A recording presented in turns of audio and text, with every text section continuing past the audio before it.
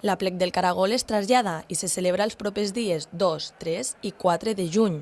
Així ho va decidir la Federació de Colles de l'Aplec del Caragol de Lleida, la FECOLL, ja que consideraven que una festa d'aquesta magnitud no podia coincidir amb les eleccions municipals, que es van celebrar aquest passat diumenge, dia 28 de maig. Tot i això, la Setmana Cultural de l'Aplec ha mantingut les diverses activitats que tenia programades durant la setmana de la festa, és a dir, entre el dilluns 29 de maig fins al dijous dia 1 de juny. Aquest dimecres, per primer cop en la Setmana Cultural de l'Aplec del Caragol, s'ha celebrat al celler de Raimat una sardinada popular. Veïns i veïnes del territori lleidatà han pogut viure un sopar popular i gaudir d'una estona en comunitat, en un espai idoni com és el celler de Raimat. Aquest es va emplenar de gom a gom, ja que també es va establir un servei d'autobusos per a que tothom hi pogués assistir.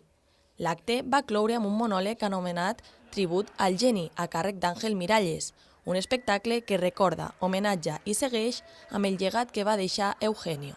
El dia 29 ja es va inaugurar la Setmana Cultural de l'Aplec del Caragol, amb el pregó oficial de Sergi Grimau, i aquest cap de setmana es podrà viure finalment aquesta gran festa lleidatana reconeguda a tot arreu.